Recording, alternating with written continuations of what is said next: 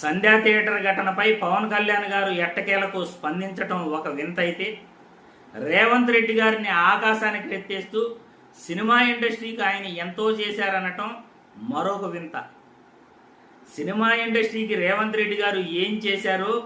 పవన్ కళ్యాణ్ గారు ఏం చూశారో, పవన్ కళ్యాణ్ గారు సెలవిస్తే తెలుగు రాష్ట్రాల అభిమానులందరూ కూడా తెలుసుకుంటారు. తెలుగు ఇండస్ట్రీ వాళ్ళు రేవంత్ రెడ్డి గారిని కలవడానికి వస్తే గంట సేపు వెయిట్ చేయించి, నేను అసెంబ్లీలో మాట్లాడిన మాటలకు కట్టుబడి ఉన్నాను, బెనిఫిట్ షోలకు పర్మిషన్ ఇవ్వటం కుదరదు, టికెట్ల రేట్ అయితే ఖచ్చితంగా మీరు పెంచుకునే వీలు లేదు, మీరు ప్రభుత్వానికి అనుకూలంగా మీరు ఖచ్చితంగా అడ్వర్టైజ్మెంట్ ఇవ్వాలి, ప్రభుత్వానికి మీరు సహకరించాలి అని వాళ్ళకి వార్నింగ్లు పైన వార్నింగ్లు ఇచ్చి, వాళ్ళ మనసులోని భావనలు కూడా స్వేచ్ఛగా చెప్పుకుని సినిమా పరిశ్రమ వాళ్లకు హక్కు లేకుండా చేసిన రేవంత్ రెడ్డి గారి యొక్క గొప్పతనం పవన్ కళ్యాణ్కి ఏ విధంగా కనబడిందో మాకైతే అర్థం